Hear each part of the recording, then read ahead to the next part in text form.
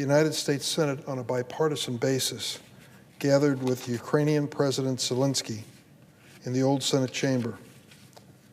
We don't often use that chamber. It's often for incidents that become embedded in history, and this was one of them. It was an historic moment. Many things were said about the courage of the Ukrainian people and the heroism of the troops fighting Russian President Vladimir Putin's unjust war.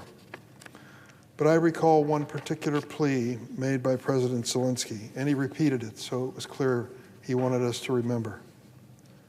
I'll stress what he said, quote, "Without the continued financial support of the United States and NATO, we will lose this war."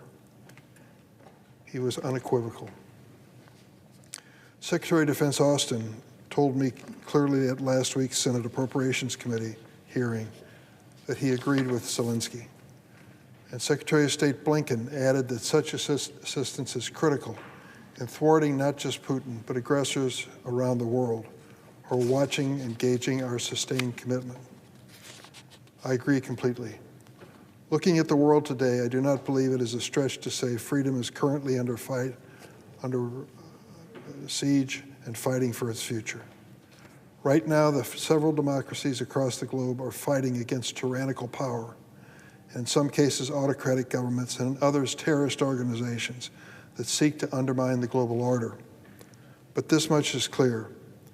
Democratic values are under siege, and the United States and our generation has a responsibility to act. 2 weeks ago, President Biden requested $106 billion in supplemental funding for national security.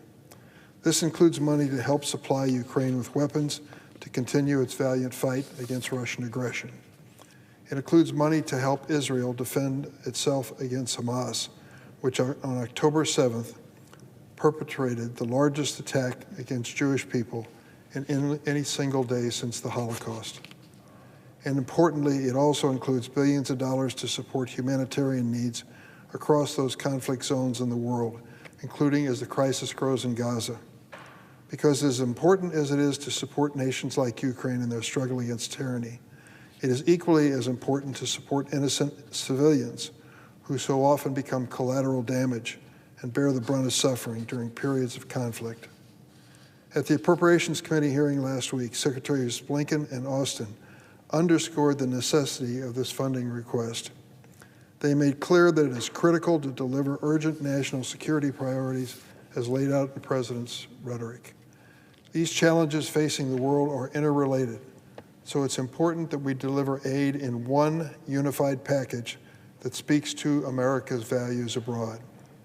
I asked Secretaries Blinken and Austin about the recent visit by the terrorist organization Hamas leadership to, believe it or not, Putin in Moscow. Secretary Blinken was blunt. Putin is allied with any effort that may distract the United States from the war in Ukraine or that undermines democracy and the rule of law. The Secretary added that other malign actors are watching closely to assess America's reaction and resolve. That is why one comprehensive supplemental that can address all of these interconnected global needs is the only way forward. When asked about the United States' role in the world, President Biden explained that we have not only a financial responsibility, but the moral responsibility to support democracies worldwide. I agree. Right now, the global community faces profound challenges, the outcomes of which will reverberate to every corner of the world for decades to come. As a global superpower, America has a central role to play in defending freedom. It is not only the right thing to do, it's a smart thing to do. Last week, the House passed a Republican-led plan to provide billions of dollars only to Israel, tragically ignoring this call for leadership. Madam President, I just challenge everyone to take a look at how the Republicans put together this package, even this package to aid Israel. The House bill would cynically cut funding from the Internal Revenue Service that is being used to have auditors catch wealthy tax cheaters in America. The House Speaker wants to cut that. You and I represent thousands of Illinoisans, good families who know their tax obligations. They're not happy about them, but they face them and deal with them honestly. Only a handful of people are misusing their power and their money to avoid tax responsibility. We need to stop that. They need to pay their fair share of taxes, particularly the wealthy among us. So how does the House Republican leadership pay for aid to Israel? Eliminates auditors in the Internal Revenue Service who are trying to catch these tax cheats. What are they thinking? And incidentally, because that means that the auditors are not recovering money for our Treasury that is owed to it, they add to the deficit.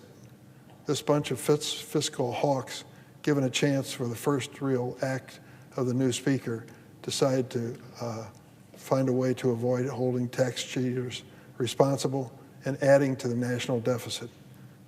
They need some work over there. That bill is a non-starter that Putin must be enjoying. Protecting our national security interests and defending American values will take a bipartisan effort, not political games. As such, I urge my colleagues to swiftly pass this funding package and help reassure the global community that as long as there is the United States of America, we will be standing for freedom across the world. Madam President, I yield the floor. Suggest quorum.